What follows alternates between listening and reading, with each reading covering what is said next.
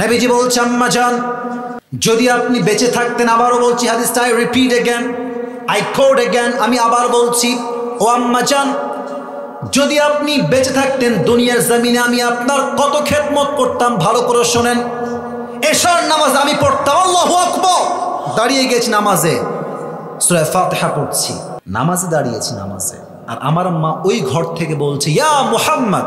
আমি আবার বলছি, নবীজি বলছে আমি নামাজ দাঁড়িয়েছি এশারের নামাজ, আমার মা বলছে ইয়া মুহাম্মদ। আমি নবীজি নামাজ ছেড়েই বলতাম লাব্বাইক আম্মা জান, আপনার খিদমতে আপনার সন্তান হাজির হয়ে যাবে। আল্লাহ তাআলা বলছেন ইন্না আ'তাইনাকাল কাউসার, O my prophet, indeed we have granted you কাউসার। ইয়া রাসূলুল্লাহ, ইয়া হাবিবাল্লাহ, আমি আল্লাহ তাআলা আপনাকে হাউজে কাউসারের মতো নিয়ামত নিজেই দান করেছি। সুবহানাল্লাহ পড়ে, ফাসাল্লি লিরাব্বিকা ওয়ানহার, so perform the salah and sacrifice to your Lord alone। অতএব আপনি নামাজ পড়ুন, কোরবানি করুন, লোক দেখানোর জন্য নয়, মানুষকে খুশি করার জন্য নয়, it's just not for show off, লোক দেখানোর জন্য নয়। আমার নামাজ, আমার কোরবানি এক সত্তার খুশির জন্য হবে। তিনি কে? সেকেন্ড আয়াতের তরজমা, থার্ড, ইন্না শানিআকা হুয়াল আবতার, O my prophet, indeed the one who hates you is truly cut off from any goodness। Ya Rasulullah, যারা আপনার শানে বেয়াদবি করবে, যারা আপনার বিপক্ষে ফেসবুকে লিখবে, যারা আপনার ছবিকে অঙ্কন করে কার্টুন করবে, যারা আপনার সাথে বিদ্বেষ পোষণ করবে, আমি আল্লাহর ওয়াদা সূরা কাউসার আমি দিলাম যে আপনার সঙ্গে বেয়াদবি করবে, আমি আল্লাহ তার পুরো বংশকেই নির্বংশ করে দিব। আল্লাহু আকবার। এই ওয়াদা এই আয়াতে করেছে এক সপ্তাহ। আওয়াজ দিয়ে বলেন তো পাবনার ভাইরা, তিনি কে? এবার আসেন 3 নাম্বার চ্যাপ্টার। এটা বলতে গেলে আমাকে হাদিসের ঘটনায় যেতে হবে। ঘটনা বলার সময় জরুরি হচ্ছে দুটি বিষয়। এক, ঘটনা যে আমি বলছি আপনার ঠিক বেঠিক বলা জরুরি নয়, আমি কোন ধারায় বলছি, কি বলছি, that is most important. Number 2, ঘটনা যে আমি বলছি আপনি কি শিক্ষা পেলেন, দ্যাট ইজ মোস্ট ইম্পর্টেন্ট। ঠিক কিনা বলেন? বলেন তো আমরা যেই নবীর উম্মত সেই নবীর নাম কি? মুহাম্মদুর রাসূলুল্লাহ। পড়েন সবাই সাল্লাল্লাহু, শান্তভাবে, আমি কোনো সাউন্ড নাই, শান্তভাবে সবাই পড়েন সাল্লাল্লাহু আলাইহি ওয়াসাল্লাম। আমি প্রশ্ন করছি, উত্তর দিবেন নরমাল আওয়াজে, খুব উঁচু আওয়াজ লাগবে না। নবীজির বাবার নাম কি ছিল? আরেকটু জোরে বড় নাম কি ছিল?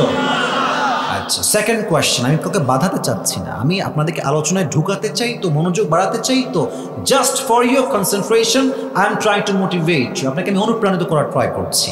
নবীজির মায়ের নাম কি ছিল? বামে বলেন ভাইরা, নবীজির মায়ের নাম কি ছিল? আমিন। দুদমা হালিমাতু সাদিয়া রাদিয়াল্লাহু তাআলা আনহা, বলেন সবাই মারহাবা। আচ্ছা, নবীজির চাচার নাম কি ছিল? আরে ভাই জানেন তো, ভয় কেন লাগছে? বলেন না সবাই, নবীজি চাচার নাম কি ছিল? আবু তালেব। নবীর দাদার নাম কি ছিল? Abdul Muttalib. শেষ প্রশ্ন, last question in this point. নবীজির বউ তো ছিল মোট 11টা। আপনার ভাইয়েরা মোট কয়জন ছিলেন? নবীজির প্রথম স্ত্রীর নাম কি ছিল? সবাই বলেন এক বাক্যে, খাদিজাতুল কুবরা রাদিয়াল্লাহু তাআলা আনহা। বলেন আল্লাহু আকবার।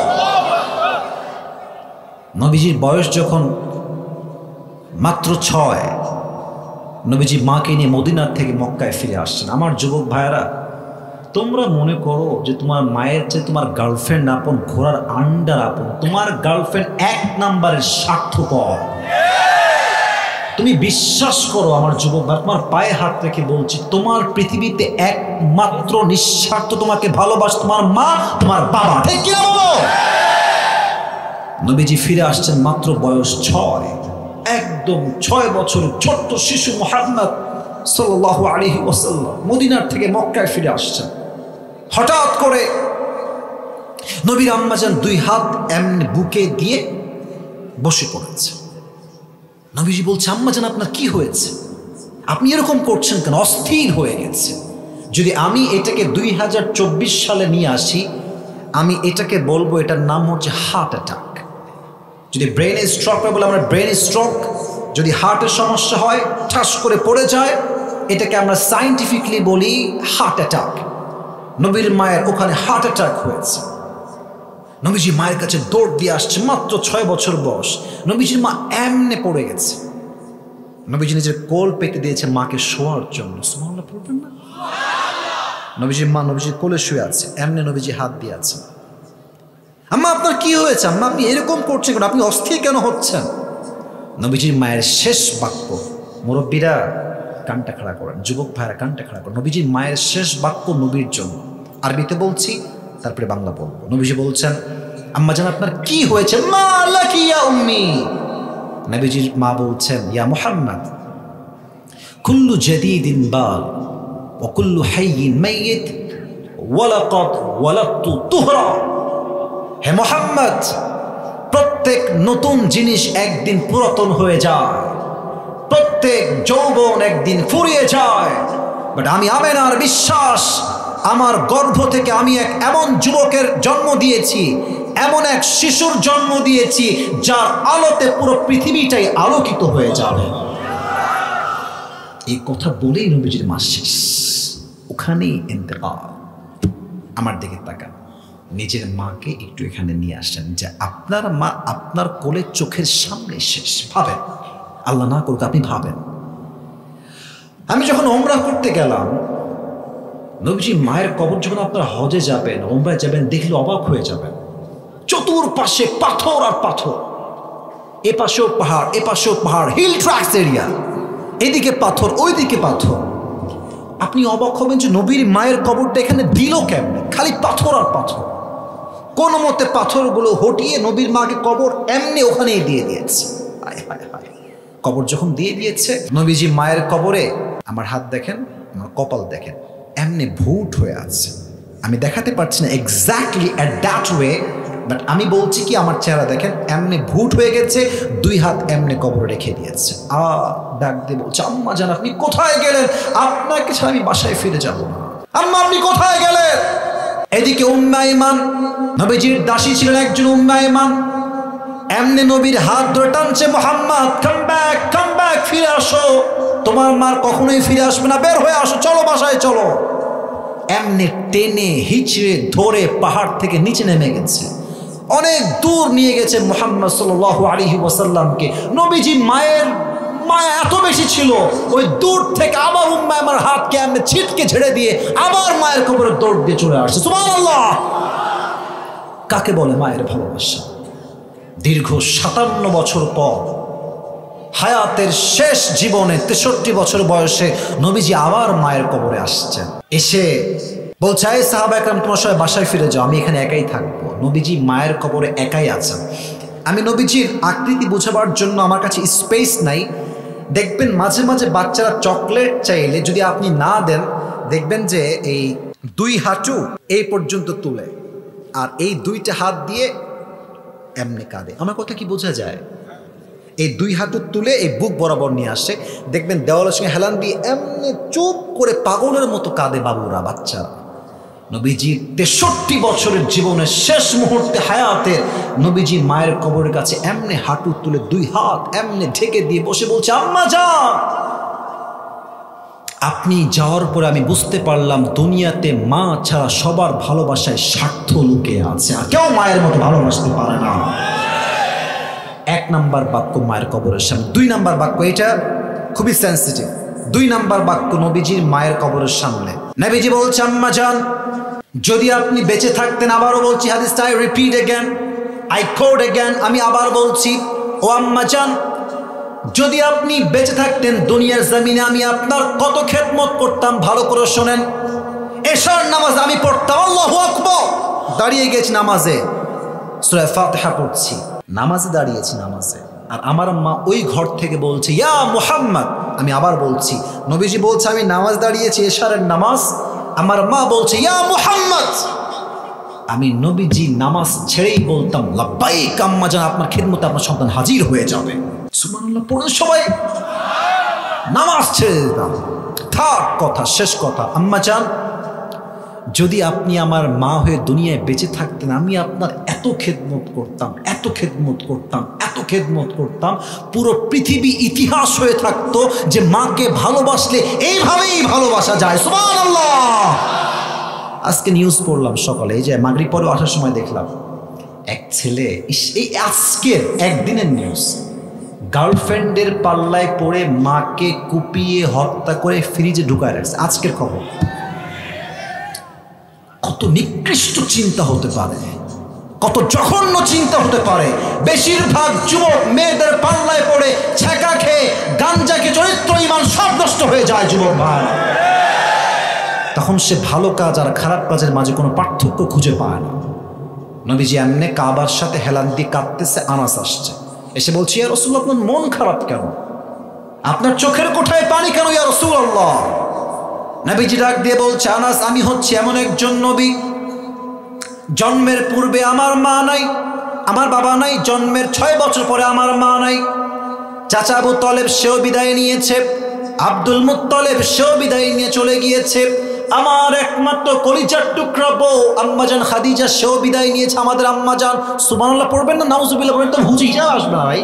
না আমি বলছি যে সুবহানাল্লাহ পড়বেন, নাউজুবিল্লাহ আপনার হিসাবই আসবে না। কারণ একটা মানুষের জীবনে এত কষ্ট শুনলে মানুষ তো অবাক হয়ে যায়, এত কষ্ট সহ্য করে কেমনে? আমাদের জীবনে একদিন অভাব, একবেলা খাইনি, বলে ভাই তুই কেমন আছিস? বলছে আমার জীবনে সুখ বলতে কিছুই নাই রে ভাই, আল্লাহ আমাকে কিছুই দেয় নাই। বাট নবীর এত কষ্ট, নবী যে একটা বাক্য বলছে, আলহামদুলিল্লাহ আলা কুল্লি হাল, যা হয়ে যাক যাক, আমি আল্লাহর রহমতে অনেক ভালো আছি। সুবহানাল্লাহ পড়েন। আনাস বলছে নবীজি কি কষ্ট আর বলেন? বলছে আমার কানে খবর আসছে আম্মার ইবনে ইয়াসিরকে, সাহাবা একরামদেরকে কাফেররা কি করেছে। ডান হাত দেখেন, ডান পা এক উটে বেঁধেছে এমনে, এক উটের সাথে, বাম পা আর এক উটের সাথে বেঁধেছে এমনে রশি দিয়ে, 2 উটকে 2 দিকে ছেড়ে দিয়েছে। উটের চাপে এমন ভাবে চাপ লেগেছে, পুরো দেহের এই রান দেহ থেকে বিচ্ছিন্ন হয়ে আলাদা হয়ে গেছে। আমার কানে খবর আসছে বেলাল রাদিয়াল্লাহু তাআলা আনহুকে কাফেররা 2 হাত এমনে দিয়ে, এখানে একটা প্যারেক, এখানে একটা প্যারেক, আর বুকের উপরে বিশাল লম্বা একটা পাথর চাপিয়ে এইভাবে শুয়ে রেখেছে মরুভূমির উত্তপ্ত গরম বালুর ভিতরে। আমার কানে খবর আসছে কাফেররা সুমাইয়া রাদিয়াল্লাহু তাআলা আনহাকে শহীদ করেছে। এমন ভাবে আমি বলবো কেমনে, আগে রেপ করেছে সবাই মিলে। আমি বলতে লজ্জা লাগে, বাট আমাকে হাদিসটা না বললে আপনারা ইসলাম যে কত কষ্টে আসছে আপনি টের পাবেন না। এদিকে দেখেন, একটা মেয়েকে, রাগ করবেন না আমার কথা, হাদিস থেকে বলছি, সব কাফেররা গণধর্ষণ করেছে। নাউজুবিল্লাহ তো কিছু পড়েন না আপনারা ভাই। এবার তার এক পা এই দিকে দিয়ে বেঁধে দিয়েছে, আর এক পা এই দিকে দিয়ে দড়ি দিয়ে বেঁধে দিয়েছে, আর কাফেররা সবাই মিলে তীর এমনে তাক করে সুমাইয়া রাদিয়াল্লাহু তাআলা আনহার লজ্জাস্থানে তীর মেরে জায়গায় শহীদ করে দিয়েছে। একটা মেয়ের কি পরিমাণ কষ্ট আপনি চিন্তা করেন তো। সমস্ত কাফের মিলে ধর্ষণ করেছে, আর তার 2 পা 2 দিকে টানিয়ে রেখে দড়ি দিয়ে বেঁধে প্যারাক দিয়ে মেরে দিয়ে লজ্জাস্থানে তীর মেরে শহীদ করেছে। আল্লাহু আকবার, কি স্যাক্রিফাইস, কি জীবন, কি ঈমান, কি তাগড়া ঈমান তাদের। আর কাফেররা বলছে মুহাম্মদ, নাউজুবিল্লাহ এবার জোরে বলবেন, বলছে মুহাম্মদ তোরে তোর রব ভালোবাসে না, তাই তোর কোনো সন্তান দুনিয়াতে বেঁচে নাই, তুই হচ্ছিস লেস কাটা বংশের মানুষ। নাউজুবিল্লাহ, এই কথা আমি তো বলছি ব্যাখ্যার জন্য, আমার বলতো আমার হাত পা কাঁপতেছে, আমি কেমনে নবীর সামনে কথা বলতে পারি? বলছে তোর বংশের লেজ কাটা, তো কোনো পুত্র সন্তান বেঁচেই নাই। আচ্ছা বলেন তো, এই যে এতগুলো হাদিস বললাম নবীর জীবন থেকে, আপনার কি মনে হয় পাবনার ভাই, নবীর জীবনে কষ্ট কি কম না অনেক বেশি? আমাকে বলেন, অনেক কম না অনেক বেশি? এমনি হেলান দিয়ে নবীজি বসে আছেন। তো দেখেন এই যে কথা বলছি, ডানে বামে কত যুবক মুরব্বী তাকায় আছেন আমার দিকে। একবার ডানে তাকাই, একবার বামে তাকাই, একবার সারের দিকে তাকাই, এইদিকে তাকাই, মাঝে মাঝে নিচের দিকেও তাকাই। তো আনাস কথাগুলো শুনতে শুনতে এত কান্না পেয়েছে আনাসের, আনাস মাথাটা নিচু করে, এখন কিন্তু হাদিসের মেইন পয়েন্টে আমি আছি, মূল কথায়, এমনি মাথাটা হালকা করে নামিয়েছে, কথা বলতে বলতে, in the middle of conversation, কথার মাঝে মুখটা হালকা নামিয়েছে। জাস্ট 30 সেকেন্ড পরে চোখ তুলেছে, নবীর দিকে তাকিয়েছে। একটু আগে নবীর 2 চোখ বেয়ে বেয়ে পানি ঝরছিল, অশ্রু ঝরছিল। 30 সেকেন্ড পরে তাকিয়ে দেখছে নবীজির পুরো চেহারায় উজ্জ্বল ঝলমলে মুচকি হাসি বের হচ্ছে। সুবহানাল্লাহ। আনাস বলছে, নবী হে কথা বলো না, থাক না, ওভাবেই থাক, কথা বলো না। ইয়া রাসূলুল্লাহ, আপনার চোখে তো পানি ছিল, আপনি হাসছেন কেন? নবীজি ডাক দিয়ে বলছে, আনাস, আমার হাসির কারণ হলো আমি সত্যিই অনেক কষ্টে ছিলাম, বাট আমার কষ্ট দূর করার জন্য আল্লাহ রাব্বুল আলামিন এই মুহূর্তে আমাকে হাউজে কাউসারের মতো নিয়ামত এখনই জিব্রাইল দিয়ে গিয়েছে। সুবহানাল্লাহ। এখন প্রশ্ন করবে আপনার অনেক যুবক ভাইরা, মুরব্বী, আচ্ছা হুজুর আপনার ওয়াজ সবই বুঝলাম, নবীর হারিয়েছে 4 জন পুত্র সন্তান, নবী কষ্টে আছে, তো সন্তানের জায়গায় সন্তান দিলে সান্ত্বনা হয় যে ঠিক আছে সন্তান হারায় কিছু, নবী আপনি এই আর একটা সন্তান, বাট কোথায় সন্তান? তাফসীরের চ্যাপ্টার বুঝবেন, আউল ফাউল কথা না, তাফসীর বোঝেন। কোথায় সন্তান আর কোথায় পানি? আপনার ভাড়া কোন তো বাহ্যিকভাবে পানির সঙ্গে সন্তানের কোনো মিল কি আছে? বোঝে নাই, কোনো মিল কি আছে? আমি আসিফের ছেলে মরে গেছে, আমি কষ্টে আছি, আল্লাহ বললো আচ্ছা যাও, ছেলে মরে গেছে, তোমাকে একটা মেয়ে সন্তান দিলাম, এটা নিয়ে সান্ত্বনা পাও। স্যার আমার কথা কি ঠিক আছে? আল্লাহ বলছে আপনাকে আমি হাউজে কাউসার দিলাম, হারিয়ে গেছে সন্তান, আল্লাহ দিচ্ছে হাউজে কাউসার, পানির মাঝে সন্তানের মাঝে তো বাহ্যিক কোনো মিল নাই, তো নবীজি হাসলেন কেন? ব্যাখ্যার দরকার যুবক ভাইরা মুরব্বী, আছে না নাই? তাফসীরে 4টা ব্যাখ্যা পেয়েছি, শুনবেন তো আপনারা সবাই। একজন যুবককে আমি চাই, লাল গেঞ্জি, লাল লাল লাল লাল বসো, লাল বাবাজি উঠা যাবে না, একদম ওয়াশরুম ছাড়া, যদি জরুরত হয় উঠবেন। একজন মুরব্বী চাই বা যুবক চাই যে দাঁড়িয়ে একটা তাকবীর দিবে বাঘের মতো। কে আছে? লিল্লাহি তাকবীর বলবে। কে আছে? না, নারায়ে তাকবীর বা লিল্লাহি তাকবীর বলতে হবে।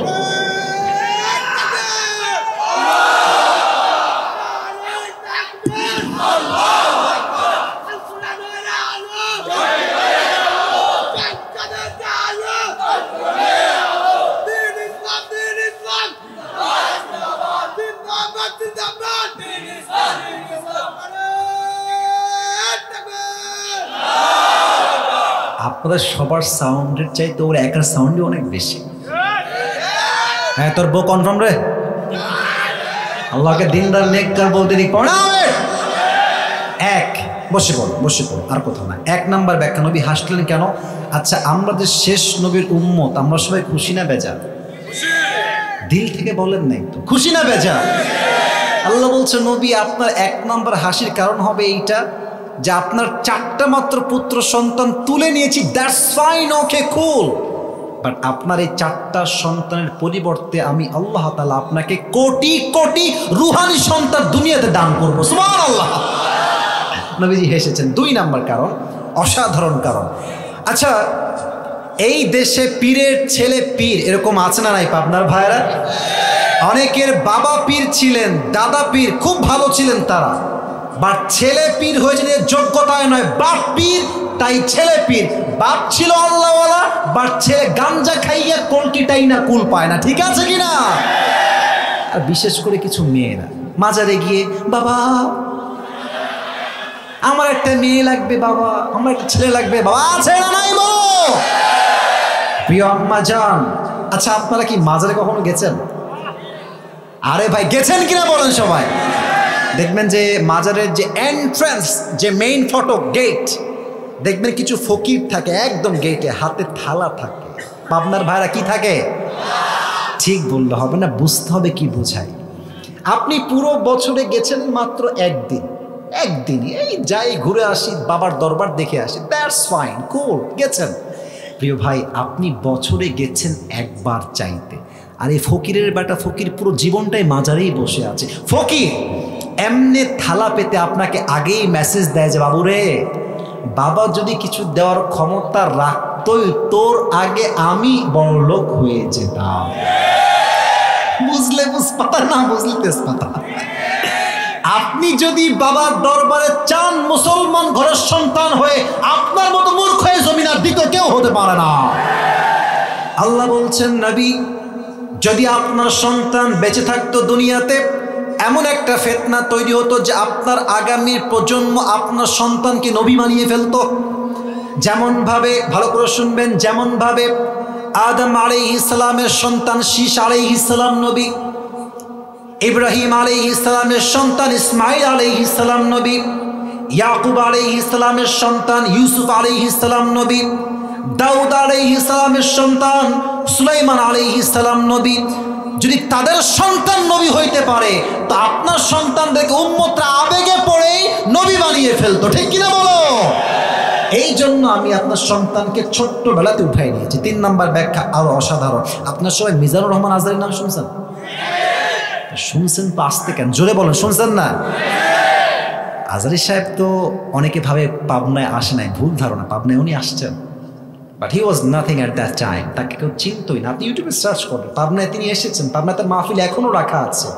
সূরা মুলকের তাফসীর তিনি করেছেন, আমি নিজে শুনেছি সেই ওয়াজটা। তো সামনে এখন যে লোক আছে আমার সামনে, এর চাইতে মাত্র 3 গুণ লোক কম ছিল, মানে কম ছিল, বেশি না।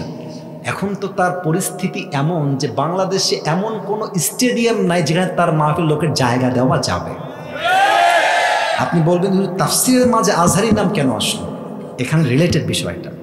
আচ্ছা, উনি যখন খুব ফেমাস, আকাশে উঠছে একদম, অনেক লোক, আমাদের মতো কিছু হুজুররা ফতোয়া দিয়েছিলাম আমরা কাফের। কথা বলেন, কথা বলেন, কথা বলেন। ইভেন আমি তো দেখেছি আজহারী সাহেবকে যেই পরিমাণ লাঞ্ছনা সহ্য করতে হয়েছে এটা বলার কোনো ভাষা নেই। আমাদের দেশে কিছু সুন্নি ভাইরা আছেন, ওই ঠান্ডা সুন্নি, গরম সুন্নি, মিঠা সুন্নি, আমি সবাইকে ভালোবাসি, কারোর সঙ্গে কোনো বিদ্বেষ নাই, বাট কিছু সুন্নি আছে জাস্ট জিলাপি খাওয়ার জন্য সুন্নি, এরা নামে আসে, আসলে কিন্তু তারা বাটপার আর ভণ্ড যুবক ভাইরা, ঠিক আছে কিনা বলো? সবাই না, কিছু সুন্নি আছে।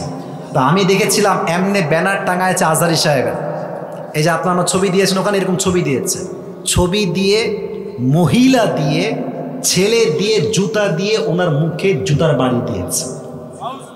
নাউজুবিল্লাহ বলবেন না আপনারা সবাই? আচ্ছা, এবার আপনারা কম কাফের ফতোয়া দিলেন, 6 প্যাক বলেছে তাই সে বেয়াদব, নবীর শানে বিরুদ্ধাচরণ করেছে, সে কাফের, সব বললেন, জুতার পিটাও করলেন মেয়েদেরকে দিয়ে। সম্মান কমলো না বাড়লো? আপনারা বুঝলে তো আমি কথা বলবো, কমলো না বাড়লো? কত বাড়লো? আল্লাহ তার সম্মানকে আকাশচুম্বী করে দিয়েছে, ঠিক কিনা বলো? আচ্ছা, এবার আসেন আল্লামা সাঈদী হুজুরের কথায় আসি। জানেন তো আপনারা সবাই, আমাদের আওয়ামী ফ্যাসিস্ট ভাইরা কি ট্রাই করলেন যে সাঈদী সাহেব হচ্ছেন রাজাকার, আর উনি এই স্পষ্ট ভাষায় বক্তব্য দিয়ে বলেছিলেন, যদি আমাকে কেউ রাজাকার প্রমাণ করতে না পারে তার নামে 10 কোটি টাকার মানহানি মামলা করব। ইভেন উনি শেষ বাক্য এটাও বলেছিলেন, 1971 সালে রাজাকারের কোনো কাদা মাটি সাঈদীর গায়ে লাগে নাই, লাগে নাই, লাগে নাই। আর একটা কথা উনি খুব বীর পুরুষের মতো বলেছেন যে যারা আমাকে রাজাকার বলবে তারা পিতৃ পরিচয়হীন অবৈধ সন্তান। এখন দেখেন নিউজ কি হচ্ছে, যে যারা সাঈদী সাহেবকে রাজাকার হওয়ার জন্য সাক্ষী দিয়েছিল তারা বলছে আমরা বাধ্য হয়ে সাক্ষী দিয়েছি, উনি আসলে রাজাকার নন। তাহলে এটাই হচ্ছে প্রমাণ, ওয়াতুইজ্জু মান তাশা ওয়া তুদিল্লু মান তাশা বিয়াদিকাল খায়র। সম্মান দেওয়ার মালিক আল্লাহ তাআলা, অসম্মানের মালিক আল্লাহ তাআলা। যখন সে কাউকে উঠাইতে চায় তাকে না আমার অধিকার ও যোগ্যতা কারো কাছে থাকে না, যুবক ভাইরা। আল্লাহ বলছেন, নবী কাফেররা আপনাকে বলছে লেজ কাটা বংশের সন্তান আপনি, আপনার কোনো সন্তান দুনিয়াতে বেঁচে নাই। এই যে আপনাকে কাফেররা পাগল বলে, গালি দেয়, আপনাকে পাগল বলে প্রচার করতে চায়, আমি আল্লাহ রাব্বুল আলামিন কাফেরদের সমস্ত অপপ্রচারকে আমি আপনার পক্ষের সত্যি হিসেবে কবুল করে নিব। সুবহানাল্লাহ। কাফেররা যখন মক্কায় হজ করতে আসছে হাজী সাহেবরা, আবু জেহেল ডাক দিয়ে বলছে, হাজী সাহেবরা শোনো, এই মক্কার জমিনে একজন নতুন পাগল আবির্ভাব ঘটেছে, এই পাগলের কথা যেই শুনবে সেই জাদুগ্রস্তের শিকার হয়ে যাবে। মানুষের স্বভাব হলো এরকম, যেই কাজটা নিষেধ করবেন ওই কাজটা করে বেশি। কথা ঠিক আছে কিনা বলেন? তো কাফেররা বলছে নবীজি হচ্ছে পাগল। এখন হাজিরা বলছে এই পাগলটা কে, একবার দেখতে তো অবশ্যই হবে। সবাই মিলে গেছে নবীকে দেখতে। এইদিকে তাকান, এই যে আঙ্গুলটা এমনে 2 কানে দিয়েছে এইভাবে, সব হাজিরা গেছে নবীকে দেখতে। পাগলটা আসলে কে?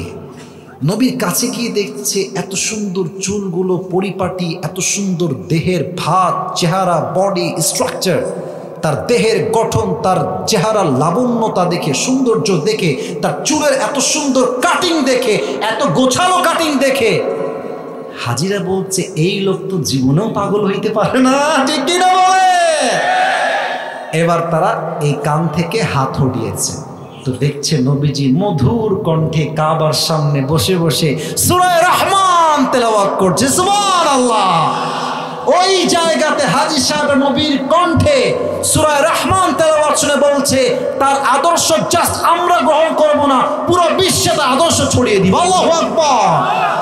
এই অপপ্রচারকে আল্লাহ প্রচার শক্তি বানিয়েছে, তাই নবীজি হেসেছেন। 4 নাম্বার ব্যাখ্যা বলছি, একজনও ওঠেন নাই, আর একজনও উঠবেন না, বলেন সবাই ইনশাআল্লাহ। আল্লাহ বলছেন নবী হাউজে কাউসারের মূল্য আপনি দুনিয়ায় বুঝবেন না, বুঝবেন কবে? যেদিন কিয়ামত কায়েম হয়ে যাবে।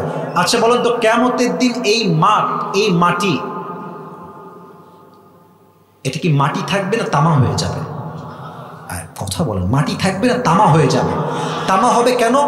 সূর্যের 12টা মুখ সূর্য পুরো দুনিয়ার এই মাটির দিকে ছেড়ে দিবে কিয়ামতের দিন হাসরের মাঠে। রোদের তাপে পুরো জমিনটা আঙ্গারের মতো তামা তামা হয়ে যাবে। মানুষগুলো তৃষ্ণায় তাদের জিহ্বাগুলো কুকুরের মতো এমনি ঝুলতে থাকবে। আল্লাহর হাবিব বলেছেন সেই মুহূর্তে যেই বান্দা হাউজে কাউসার থেকে এক ঢোক পানি পান করবে, আল্লাহ তাকে কিয়ামত পর্যন্ত আর তৃষ্ণার মাঝে ফেলবে না। সুবহানাল্লাহ। আচ্ছা, এখানে একটা বাচ্চাকে দেখলাম না, এখনই উঠলো মনে হয় বাচ্চাটা। কোথায় বাচ্চাটা? ওই যে ওকে একটু এদিকে নিয়ে আসেন তো। আমি আয়াতের তাফসীর করার জন্য ডাকছি, ওখানে ধমক দিব না, একটু এদিকে নিয়ে আসেন। বাবু, এখানে একটা বাবু আছে না? ওই যে বাচ্চা একটা, ওই যে বাচ্চা তোমার রুমালের পেছনে, এই যে মেয়ে, এই যে বাচ্চা চলে আসছে। বাবু তোমার নাম কি সোনামণি? জিসান। আচ্ছা, ওর বয়স কত হবে? এই 5, 6, 4, 5। আচ্ছা, ওকে 1 মিনিট দাঁড়ান, ওকে 1 মিনিট রাখেন। ওর দিকে তাকান তো সবাই। ওকে আমি ডাকলাম, দেখে বললাম এই শোনো, তুমি এই গ্লাসে করে বা এই বোতলে একটু পানি নিয়ে আসো। ও দেখবেন যে ঠিক আছে হুজুর নিয়ে আসছি, দেন, যাবে নিয়ে আসবে, কোনো রিয়াকশন নেই। আচ্ছা, আর একটা পয়েন্ট দেখেন। ওকে আমি ডাকলাম, তাফসীর বোঝানোর জন্য এক্সাম্পল দিচ্ছি। এই বাবু এদিকে আসো। ওকে দিলাম চকলেট, আইসক্রিম, কোন, তারপরে আপনার চকলেট, এদিকে আপনার চিপস, আবার দিলাম 500 টাকা দিয়ে বললাম বাবু যাও 1 গ্লাস পানি নিয়ে আসো। এমন দৌড় তোমার প্যান্ট খুললেও টের পাবে না। কেন বললাম এই কথা? আপনি যদি কারো দিয়ে কোনো কিছু চাইতে চান, পেতে চান, কিছু কাজ করাতে চান, কিছু নেওয়ার আগে কিছু দেওয়া লাগে। বাবু তুমি যাও, এবার তুমি যাও, বাবু তুমি যাও। দেখেন আল্লাহ নবীকে দিলেন হাউজে কাউসার। এবার বলেন তো নবীর কষ্ট কি কষ্ট আছে না হাসি দিয়ে পরিবর্তন হয়ে গেছে? নবী হাসতেছে। সুবহানাল্লাহ পড়বেন না নাকি আপনারা ভাই? আল্লাহ বলছে এই তো সুযোগ, নবী আমার খুশি আছে, 2টা কাজ দিয়ে দেয়। আল্লাহ বলছে নবী আপনি খুশি, এবার 2টা কাজ বুঝে নেন। কি কাজ করবেন? 1, ফাসাল্লি লিরাব্বিকা ওয়ানহার, নামাজ পড়বেন কোনো ব্যক্তির জন্য নয়, কোরবানি করবেন কোনো ব্যক্তির জন্য নয়, 1 সপ্তাহের জন্য করবেন। তিনি কে? এখন প্রশ্ন হতে পারে হুজুর আল্লাহ চাইলে ফাসাল্লি ওয়ানহারও বলতে পারতেন, যে আল্লাহর জন্য নয়, জাস্ট নামাজ পড়ো, কোরবানি করো। আল্লাহর জন্য আল্লাহ কেন বললেন? কারণ আমাদের কিছু নেতা আমরা দেখেছি, রাগ করবেন না তো? নেতার কথা বললাম, রাগ করবেন না তো আপনারা সবাই? আমরা অনেক নেতা 5 আগস্টের আগে দেখেছি যারা মাহফিলে আসলেই এমন একটা ভাব, বাপ রে ये कौन है, कहां से आया, ये कहां से आया है ये। বিশ্বাস করেন এমন নেতা ভাব দেখলে মনে হয় কনফার্ম জান্নাতি, বাট 1 ওয়াক্ত নামাজ ঠিক মতো পড়ে না যুবক ভাই। আচ্ছা, আপনাদের উত্তরবঙ্গে একজন আলেম আছেন, অনেক সিনিয়র আলেম, ওনার নাম হচ্ছে বজলুর রশিদ হুজুর। নাম তো শুনছেন অনেকে নাকি? উনি কিন্তু খুব সুন্দর মজার কথা বলেন। আমার দাড়ি কিন্তু দেখবেন ওই মেহেদি দেওয়ার দাড়ি, মুরব্বী টাইপের, যে ওনারা চিনেন সবাই। উনি একটা কথা সেদিন বলছেন, আমি কি বলবো? বলার পারমিশন থাকলে বলবো, না হয় বলবো না। বলা কি যাবে? বলা কি যাবে? উনি টাঙ্গাইল বা বগুড়া, নাম স্পষ্ট বললেন না, ওয়াজ করছিলেন। তো ওই মনে করেন ওয়াজ জমে ক্ষীর, মানে হচ্ছে সবাই খুব মনোযোগ দিয়ে ওয়াজ শুনছেন। নেতারা খুব চালাক, যখনই ওয়াজ জমে যাবে গাড়ির বহর নিয়ে আসবে, আর চামচা থাকে কিছু চামচা, আমার নেতার চরিত্র ফুলের মতো পবিত্র, নামাজ পড়ে না এক অর্থ দিয়ে হুজুর এরকম মস করছে মাহফিলের মাঝে, নেতা আসছে দূর থেকে, নেতার চামচাগুলো, আমার নেতা আসছে, সাইড সাইড সাইড, একেবারে পুরো মাঠ মঞ্চ কাঁপায় ফেলছে। নেতা সাহেব এসেছে, সে বলছে আমার এখনই মাইক লাগবে, আমার অনেক বড় মিটিং আছে, আমাকে যেতে হবে, এখনই মাইক লাগবে আমার। এখন হুজুর মানুষ ভাবতেছে শালা আসছি এক জেলাকে মার না খায় আগে মাইকটা দিয়ে দে। হুজুর বলছে মাইকটা আমি দিয়ে দিয়েছি, উনি কথা বলছেন। তো সালাম কালাম তো উনি দিলেন না, ওনার কথা শুরু নামাজ দিয়ে, নামাজ প্রিয় ভাইয়ের, নামাজ নামাজ, কথার শুরুতেও নামাজ, মাঝেও নামাজ, শেষও নামাজ নামাজ নামাজ। হুজুর বলছি यार ये तो अभी कभी जन्नत से भाग के दुनिया में आई है यार। এত ভালো নেতা। তো নেতার কিছু চামচা থাকে না পাবনার ভাইয়েরা, কথা কোন থাকে কি থাকে না রে ভাই, ওই কি পায়, কোকা কোলা পায়, পেপসি পায়, সিঙ্গারা খাওয়ার জন্য দৌড় দেয়। তো নেতা সাহেব ডান দিক দিয়ে নেমে গেছে। সব নেতাকে আমি এক পাল্লায় মাপছি না, I don't measure every leader equally, আমি সবাইকে এক পাল্লাও মাপি না। আমার কথা হচ্ছে এই দেশে এখনো চরিত্রবান নেতা যুবক ভাইরা বেঁচে আছে, ঠিক কিনা বলো? তো হুজুরও এই চামচা যেটা আছে নেতা, ওরা ধরছে এদিকায়, বলছে কিরে তোর নেতা যেই পরিমাণ নামাজ নিয়ে কথা বললো, খুব নামাজ পড়ে তাই না রে? রাজশাহীর ভাষায়, আমাদের এদিকেরই ভাষা, মাইন্ডেরই না, কানে কানে বলছে হুজুর এর সঙ্গে 5 দিন ধরে একসঙ্গে আছে, এই শালা এক তো নামাজও পড়ে না। তার মানে কিছু নেতা দেখবেন চরিত্রের তো ঠিক নাই, ঠিকই নাই, জানাজার নামাজ পড়তে আসে অজু ছাড়াই জানাজার নামাজ দাঁড়ায় যায় যুবক ভাইরা। এদের নামাজ আল্লাহর জন্য নয়, এদের নামাজ হচ্ছে একমাত্র ব্যক্তি পূজার নামাজ। আল্লাহ বলছে আমার জন্য নামাজ। আচ্ছা, আমরা এই 5 আগস্ট আগে দেখেছি যে নেতা সাহেব যারা ছিলেন আমাদেরকে বলতেন যে আমরা হলাম জঙ্গিবাদ, মৌলবাদ, বলে নাই? ইভেন আপনারা দেখবেন যে মাহফিলের স্টেজ থেকেই বক্তা গ্রেফতার, কেন? বাবার বিরুদ্ধে কথা বলেছে।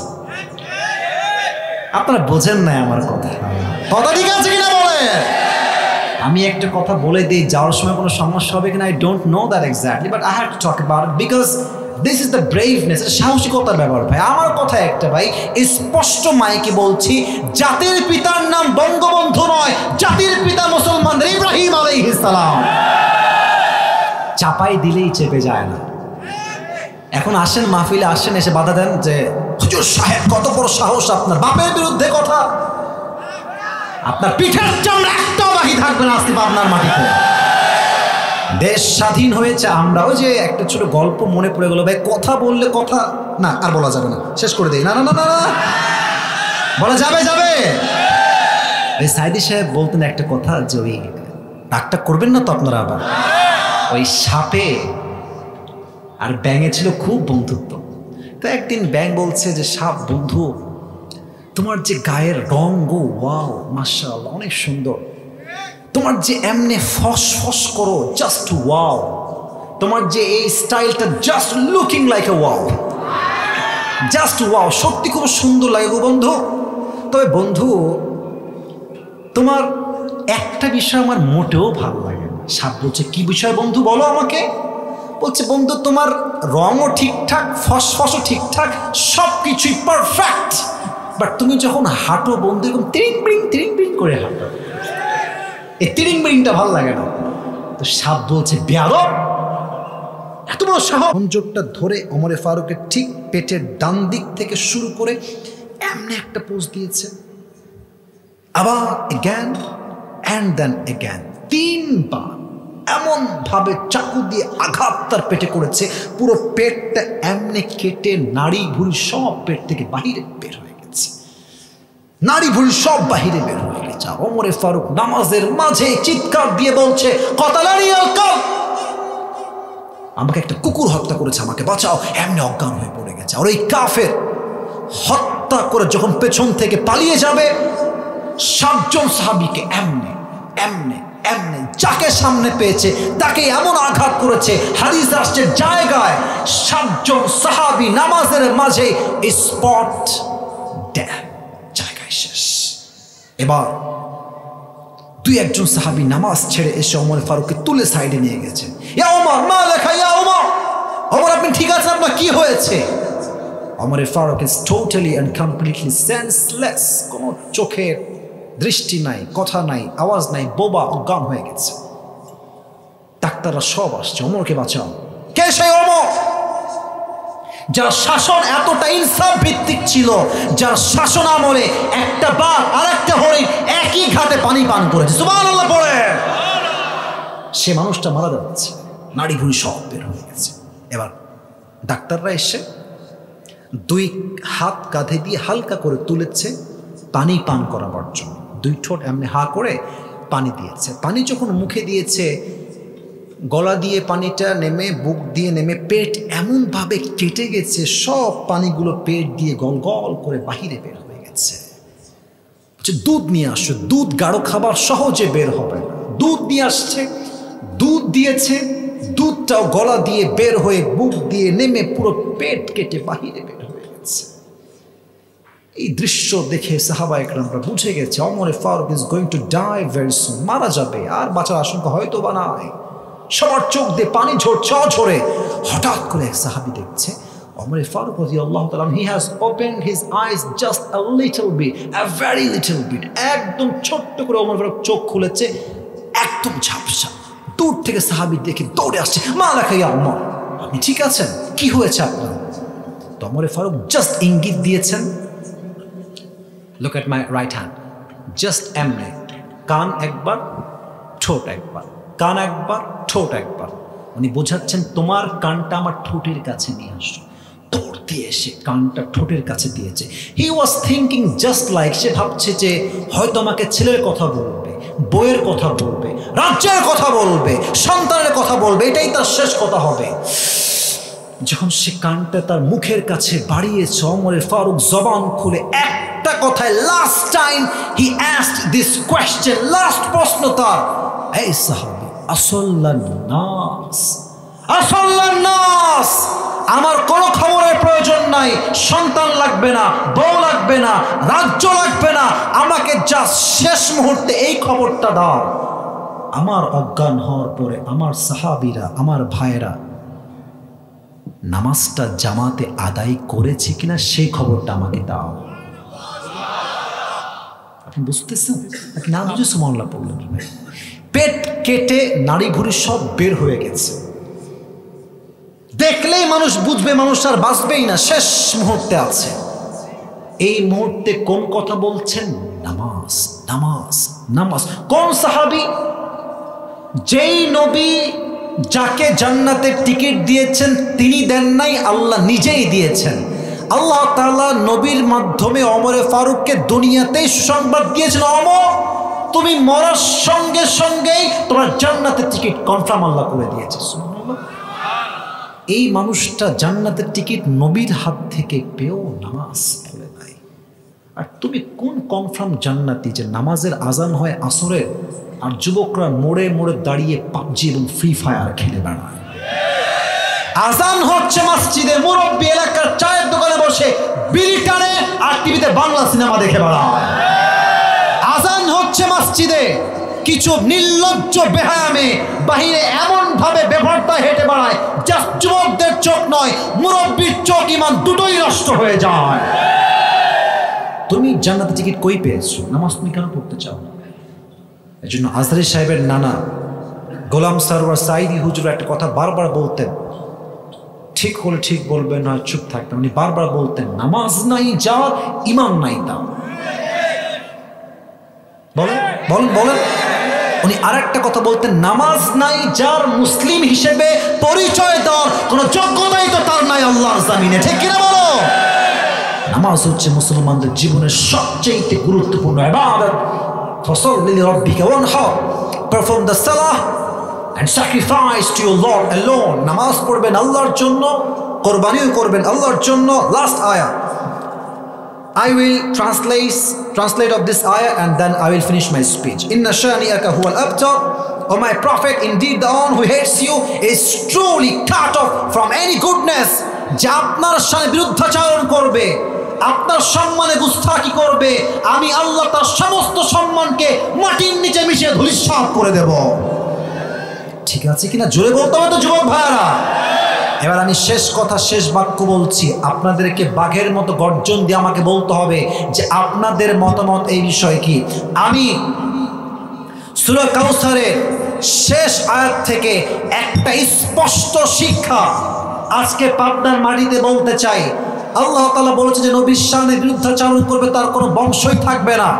এখান থেকে আমরা স্পষ্ট বাক্যে স্পষ্ট ভাষায় বলছি, ডক্টর ইউনূস সাহেবকে বুঝতে হবে আগামী সংসদে আইন পাস হবে, আমার এই মাটিতে যদি কোনো নাস্তিক ব্লগার নবীর শানে একটা কটূক্তি করে তাকে ঢাকার বাইতুল মুকাররমের সামনে ফাঁসির কাস্টে ওপেনলি লাইভে ব্রডকাস্টে ফাঁসির কাস্টে ঝুলিয়ে হত্যার রায় দিতে হবে। যুবক ভাইরা, এই রায়ে কারা কারা একমত হাত তুলে আল্লাহকে দেখা দাও। আচ্ছা ঠিক আছে, ঠিক আছে। ইনস্টাগ্রাম যারা চালায়, এই ফেসবুকে রিলস যারা বানায়, দেখবেন তাফসির দিবেই না, একটা বাক্য প্রেম নিয়ে বলেছিলাম ওইটাই আপলোড দেবে। আর মানুষ বলবে আমরা কি তাফসির মাহফিল শুনতে এসেছি না প্রেম কাহিনী। আরে ভাই তুই শুনলি কি? ওয়াজ করলাম 1.5 ঘন্টা, তুমি শুনলা 30 সেকেন্ড। তোমার যোগ্যতায় নয়, তোমার মূর্খতায় কমতি আছে, ঠিক কিনা বলো? তোমাকে বুঝতে হবে যে আমি কি বললাম রে ভাই। আমি তো পুরোটা ওই সময় একই ওয়াজ করছি না। অতএব যেই বক্তার ওয়াজ শুনতে ভালো লাগে 30 সেকেন্ড নয়, ফুল ওয়াজ ইউটিউবে শুনতে হবে, ঠিক কিনা বলো? আচ্ছা একটা প্রশ্ন